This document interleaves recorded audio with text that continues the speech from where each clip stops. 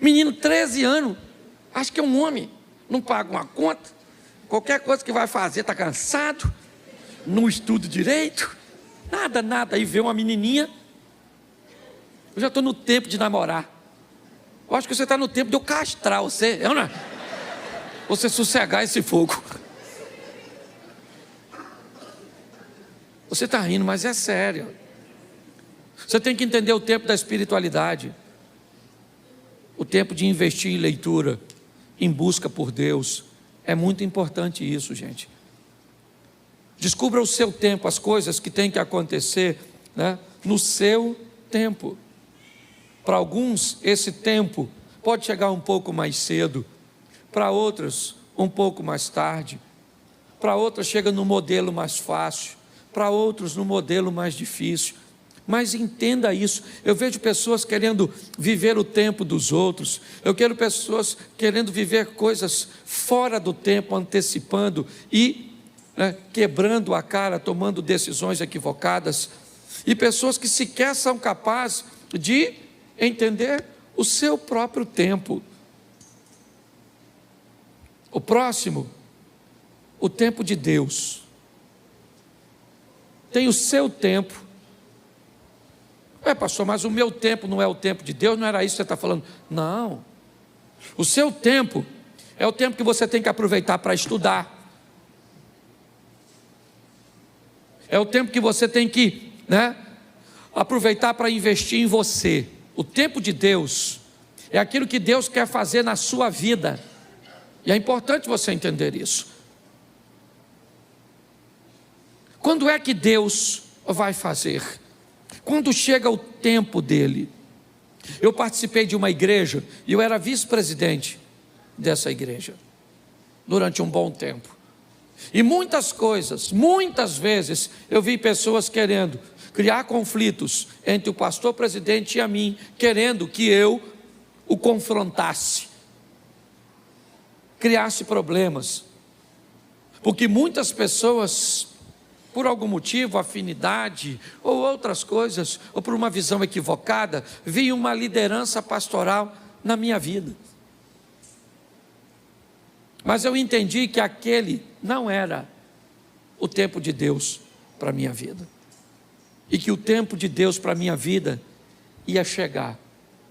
Hoje, eu procuro, primeiro, não olhar para o que está acontecendo na vida e no tempo dos outros. Hoje, eu procuro olhar de uma forma sábia para não querer as coisas fora do tempo. Eu busco a maneira, de aproveitar todas as oportunidades para entender o meu tempo, sabe, aquilo que Deus está preparando para mim, ou me dando a oportunidade de viver. Mas o tempo de Deus, no que diz respeito principalmente a ministério, a ações que vão mudar a nossa vida, precisa ser entendido. Quando eu olho para Davi, sendo ungido por Samuel como rei, sabia que o trono era seu futuro. Profecias, se é que eu posso chamar isso de profecias, mas incentivo, que diziam: mata o camarada, porque se você matar, você se torna o rei. Ele disse: mas esse não é o tempo. Para que o tempo e que as coisas de Deus se cumpram na minha vida, eu não preciso puxar o tapete de ninguém. O que Deus tem para mim é meu. É assim que funciona. Eu não estava em casa, é o que Davi poderia dizer, quando Samuel esteve lá, todos os meus irmãos estavam lá. Eu estava no campo trabalhando, mas ninguém comeu nada, e o ungido fui eu, porque o tempo de Deus chegou para a minha vida. É importante você entender isso. Se nós não amadurecermos para dar uma olhada nisso, está assim de gente vivendo fora do tempo.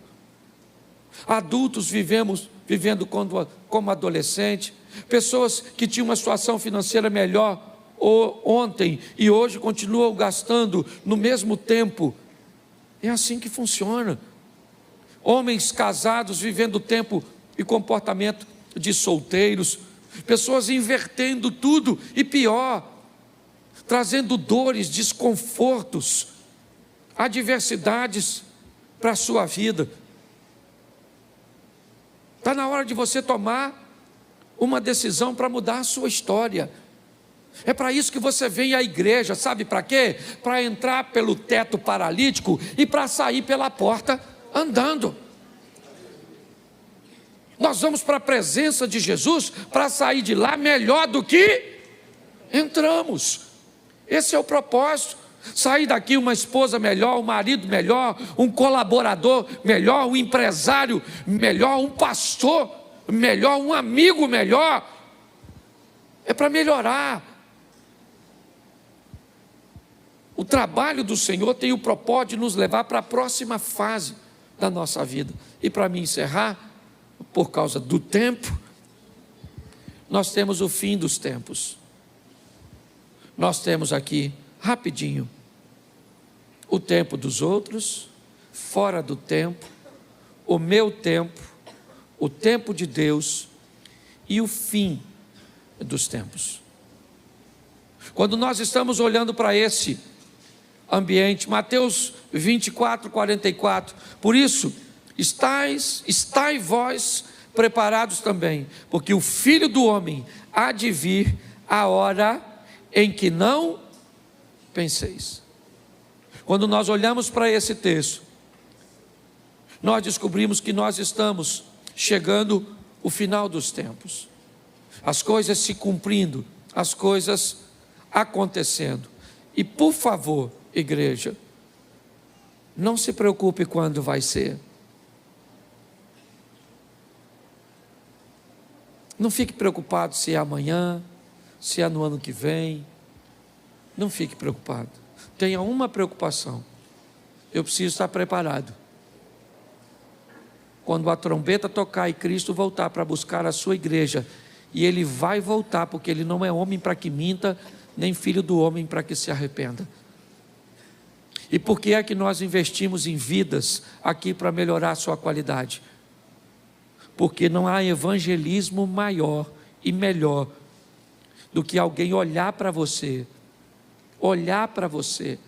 e ver Deus. Terça-feira passada, eu levei a Mary para pregar numa igreja, e um pastor me chamou. Ele trabalhava na usina de Angra, e ele me disse que com ele trabalhava um alemão, que entendia pouquíssimo português, e que falava inglês e alemão. E ele disse que criou um laço de amizade, mas que a comunicação era muito difícil entre eles, mas que ele buscava, dentro das suas limitações, pregar Jesus para aquele homem de uma língua tão desafiadora. O homem entendia pouco, mas quem pregava era muito crente. Falava pouco e vivia muito. Dava um testemunho. O cara gostava demais dele e tolerava até ouvi-lo sem entender muitas coisas. O homem foi embora para a Alemanha e não se viram mais. Um tempo depois ele recebe a ligação da filha deste homem. E criou uma maneira, não entrei em detalhes, para comunicar a ele, que depois que o pai dela havia voltado para a Alemanha, ele aceitou Jesus como Salvador. E ele tinha falecido lá na Alemanha, e que ele deveria pegar um avião e ir à Alemanha, porque o pai dela, antes de falecer, deixou uma herança para ele, que ia mudar a vida dele. Muito mais do que o que falamos, meus irmãos, vale o que nós vivemos. A nossa sociedade está cheia de palavras, cheia de historinhas. A nossa sociedade está querendo testemunho. Não basta subir num púlpito e falar muito bem, não basta. As pessoas querem conviver com a gente, para ver como a gente vive, como a gente trata as outras pessoas, como tratamos a nossa família. Esse é um tempo que estamos vivendo, onde o Senhor está voltando. E o Espírito do Senhor está sendo derramado sobre a igreja. Aproveite esse tempo, o tempo da graça, o tempo do favor de Deus. Eu não sei o que você tem vivido, não. Mas por favor, melhore a sua ótica. Não dá para demorar para ser a melhor esposa, porque Jesus está voltando. Não dá para demorar para ser o melhor marido. Não dá para demorar para ser fiel. Não dá para demorar. Ele está voltando para buscar a sua igreja. O mundo está precisando disso.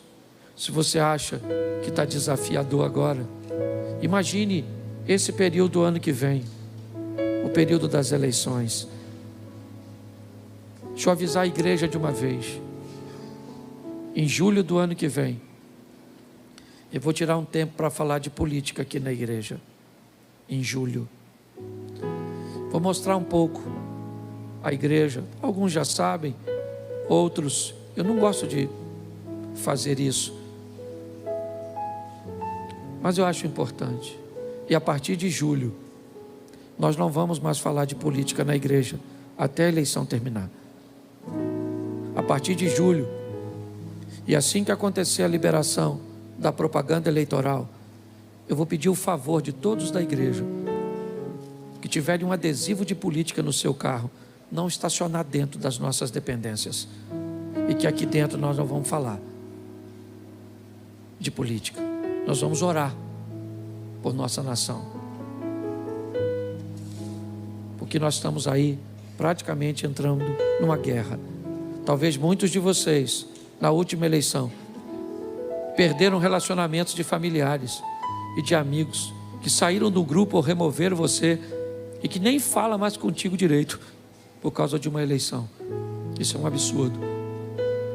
Mas nós vamos orar para a nossa nação. A minha rede social não tem nada a ver com a igreja. E na minha rede social, eu faço o que eu quiser, desde que eu não quebre princípio. Mas aqui nesse púlpito nunca subiu um político que eu franqueasse para ele esse microfone. Sempre orei e oro a todos que virem aqui. Mas nós estamos chegando num tempo, igreja, que não dá para relaxar. É o final dos tempos. Transforme-se agora, porque talvez não dê mais tempo.